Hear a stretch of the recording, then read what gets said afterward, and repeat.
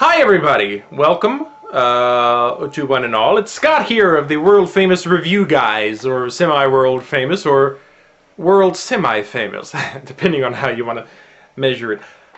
I'm a little late getting the video up.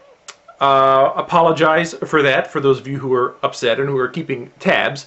But anyway, there's not a whole lot to talk about ECW-wise. I'll get there, because I know that's why you're watching, because you're dying to hear my news and reviews on ECW. But let's talk about the Rumble very briefly. I thought it was an exciting, entertaining night. Number one, pardon me, I feel like my camera's at an angle. See, I feel like this is proper, but this is unnatural. So this is me sitting up straight, but that's, I apologize if anybody, if you just need to turn your head to the side a little bit to watch me, that's fine. The Royal Rumble. Cena, I guess it was a given that he would retain. I kind of thought that Bradshaw would win, and that HBK would somehow, even though he was banned from it before the night began, from being in the Royal Rumble, I thought maybe we would see HBK in the Royal Rumble, because it just seems like there's going to be a big moment with Shawn Michaels at WrestleMania. I thought this was the way they do it. Obviously it's not, which I guess is a good thing, because having John Bradshaw Layfield in the main event of WrestleMania does not seem like a fun idea. It doesn't seem bankable, if you ask me. And I'm no marketing major. Evan Bourne is a marketing major. Let's call Evan Bourne and ask him what he thinks. See, I have this mind for weird pieces of information. I can't tell you who wins matches and titles. I can't tell you that kind of stuff. But who majored in marketing? I'm very good with the middle names of superstars. That's one of my talents. Useless trivia. Nevertheless, another talent is rambling. But I will not ramble anymore. I will move forward now with... Oh, I'm sorry Hardy won, but I'm telling you what, I am happy that I was right. For the first time in my life, I said Matt Hardy is going to turn heel by screwing Jeff at a championship match. He was going to come out. I said it word for word, the way it was going to happen. We have it on another video that I never posted. If I can dig that out, Chris said something in the video that to me was objectionable. So I said, let's not put that up. We're better than that. We don't have to. So we never put it up, but I might put it up now.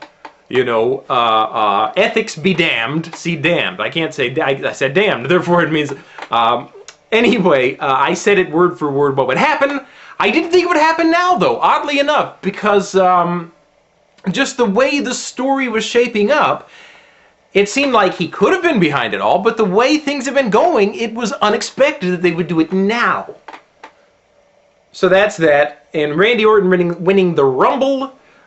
Chris and I discussed it the night before the Rumble, or the day before, earlier in the day, and we both agreed that yes, Orton is the one to win. It's the only one we would be happy with winning. In my mind, he's the only one that really has, he's just got it. He has just gelled. And so I'm glad Randy Orton won. I'm really anxious to see where it's going. However, the thing on Raw where Shane McMahon came and beat him up, that to me was a little lame. Sorry. But they could do better. You know, we're going to threaten you, Randy Orton, big bad Randy Orton, with Shane McMahon. I mean, God bless him. He seems like a wonderful fellow. And you got to respect a guy who's graying prematurely. Steve Martin. Everybody, Steve Martin? Okay. All right, enough rambling. So let's move on. I'm trying to keep an eye on my time. Okay. Here's how it begins. Let me write down something so I'll know what time to stop. Okay. Teddy Long comes out, says Hardy's going to SmackDown. Speaking of Matt Hardy, I kind of figured that because if Hardy didn't go to SmackDown, he was going to be on SmackDown for the next couple months anyway. So Hardy's gone, which begs the question for those of us who like to think, you know, about things. Who is going to be? Who is the main event face on ECW? I'll tell you the answer, Finlay and nobody else. One guy is the good guy for the organization. I have said, have I said out loud to you guys that I think the Swagger win is going to hasten the Dreamer win at the end of June? I think it'll happen, but Tommy's not really main event material at this moment. Just in terms of story-wise, you know, he's going to have to work his way up there with his victories. So to me, the loss of Hardy is a big loss for ECW. There's no good guy that we can all cheer for besides Finlay. If you would even, he might even be high mid-card, so he might not have a face. But we got 1,000 heels, but that's that. Swagger announces he's having a celebration later in the night. That's mean. I shouldn't make fun of his lisp. This is wrong. First match, Boogeyman versus Ricky Ortiz. Now, I mentioned that Ricky Ortiz bored me last week. Well, this week he just confounded me. He came in and said to Boogeyman that the way to get people behind him is to get a Ricky O'Reilly towel, which was a merchandise plug. Okay, last week I said maybe, definitely this week, he's trying to get people out to the tables to buy some towels. And then Boogeyman throws Ricky out of the ring, and Ricky walks away.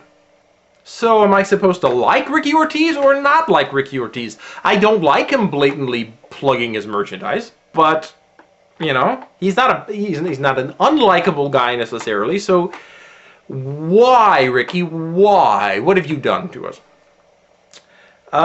Swagger's running around backstage saying he lost his belt, which is just weird. We'll get to that in a moment. Paul Burchill versus Finlay. Speaking of Finlay, Finlay wins when Hornswoggle thing. Now that was a solid match. I thought that was a good match, and really that was the only match of the night. No, I'm not. No, I'm wrong. Yeah, sorry. There was one of two matches, the first of the night, but yeah, it was good. Finlay wins when Burchill gets distracted. There was a trailer. Let me look at my time. Okay, trailer for 12 Rounds. The John Cena movie. Now, I have to say, this looks like a pretty good movie. I think I'm going to go watch 12 Rounds. At one point, though, they show the bad guy, his co-star, and I'm thinking it was Johnny Fairplay. Does anybody remember Johnny Fairplay? All right. If you do remember Johnny Fairplay, you probably despised him as much as I currently despise Johnny Fairplay. Anyway, I wouldn't cast him in a movie.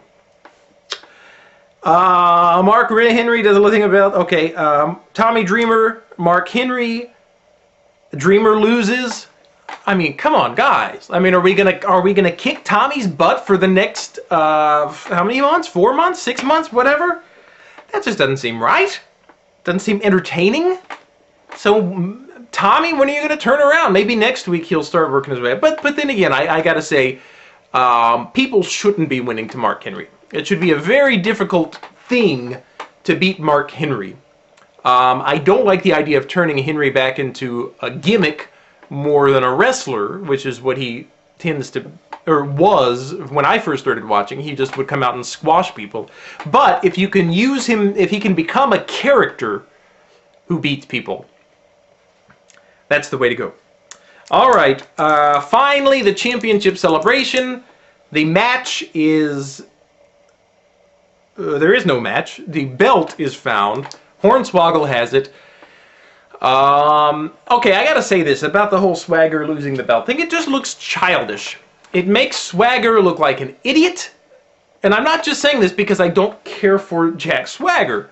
It just makes him. It just makes him look like a lightweight. It's not a good story to have the new champion losing his belt. Okay, guys, who took my belt? You guys better give me back my belt now. That's dumb. And I think ECW should be about pushing the envelope, not necessarily in a bad way, but, and again, I'm saying this with no concrete ideas, but I think they should be trying things story-wise that are just a little bit bigger and a little bit, you know. And the champion, though, needs to be somebody that we watch and respect. Even if he's a heel, we need to... Randy Orton, who I've been talking a lot about lately, bad guy, but man, I take him seriously as a kayfabe. But I take Randy Orton seriously. Jack Swagger, I don't. Edge, I take seriously, even though he is a little bit over the top. He's not just this, you know. Swagger to me looked like a goofy kid, And so are we supposed to be dazzled by his brilliance as an athlete? Or are we supposed to think that he's a dumb kid and laugh at him? I don't know. I don't know. They're telling me both things. Anyway, time is now up. We'll talk to you very soon. We've got a Rumble song ready. I don't know if I'll do it alone or if Chris will be able to help me with this, but I'm very excited about it. So look for that in the near future, and we'll talk to you very soon. Thank you. Goodbye.